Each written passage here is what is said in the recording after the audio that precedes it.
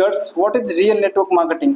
तो हमको network marketing के मॉडल को समझने के लिए हमें सबसे पहले एक नॉर्मल कंपनी का एग्जांपल लेना पड़ेगा कि नॉर्मल जो एक ट्रेडिशनल कंपनी है वो किस तरीके से चलती है।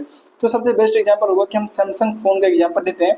तो अगर कोई भी कंपनी है तो वो कहीं मैन्युफैक्चर हो रही है, अगर वो साउथ कोरिया में वियतनाम में मैन्युफैक्चर हो रहा है सैमसंग कंपनी, और अगर आज आप हो सकता है इसी फ़ोन से मुझे देख रहे होंगे, तो वो आप तक कैसे है। तो सबसे पहले कंपनी इसके लिए तैयार करती है एक डिस्ट्रीब्यूशन बजट। कंपनी का एक डिस्ट्रीब्यूशन बजट होता है जिससे कि प्रोडक्ट वो अपने जहाँ पे वो मैन्युफैक्चर हो रहा है वहाँ से वो लोकल एरियाज में पहुँचाता है और जिन कंट्रीज में उनका ब्रांड चल रहा है वहाँ तक वो पहुँचाते हैं।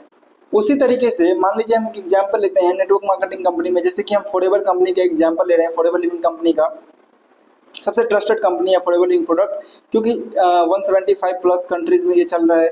47 प्लस ईयर हो चुके हैं इनको रन करते हुए। सो आप थोड़ा सा सोचिए। तो इस पेज के मैं थ्रू समझाने वाला हूँ कि how where Samsung spend money in marketing. मैंने आपको बताया था कि डिफरेंस सिर्फ और सिर्फ मार्केटिंग में, किस तरीके से प्रोडक्ट को मार्केटिंग किया जा रहा है, किस तरीके से आप तक पहुंच जा रहा है। यानी कि आप सोचो कि कंपनी अगर कहीं बन रही है कोई भी प्रोडक्ट, तो वो आपको कैसे पता होगा कि वो प्रोडक्ट बन रही है और आप कैसे यूज कर रहे हो। तो इसके लिए कंपनी मार्केटिंग प्लान करती है।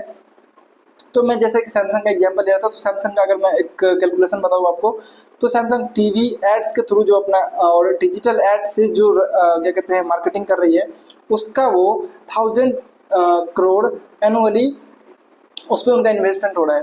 साथ ही साथ जो ब्रांड एम्बेसडर, जो ब्रांड कोलेबोरेशन वो करते हैं, वो अपने कंपनी को एक अच्छा लेवल पर ग्रो देने के लिए, उसमें Samsung company 100 crore plus celebrity को हायर करने के लिए कि आप मेरे प्रोडक्ट का एडवर्टाइजमेंट करिए, आप मेरे प्रोडक्ट ब्रांडिंग करिए, उसका यूज़ करती है। डिस्ट्रीब्यूशन कॉस्ट, जो प्रोडक्ट आप खरीदते हो, मान लो कि अगर 1000 का है तो उस पे एटलीस्ट आपको 20 to 25% आप प्रोडक्ट के जो उनका प्राइस है, जो मैन्युफैक्चर करने में उनका कॉस्ट आ रहा है, उसको हटा के आप 20 to 25% सिर्फ और सिर्फ उनको डिस्ट्रीब्यूशन कॉस्ट देते हो, जो आपको एमआरपी लिखा रहता है उस पे ये सारा कॉस्ट ऐड होता है।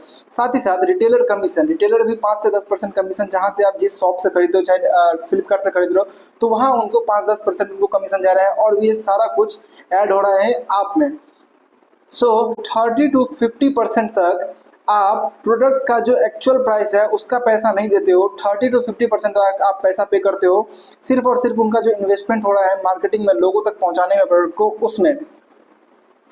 अब जैसा कि मैंने आपको बता दिया कि मार्केटिंग बजट क्या है, मैंने आपको एग्जैक्टली क्लियर कर दिया कि एक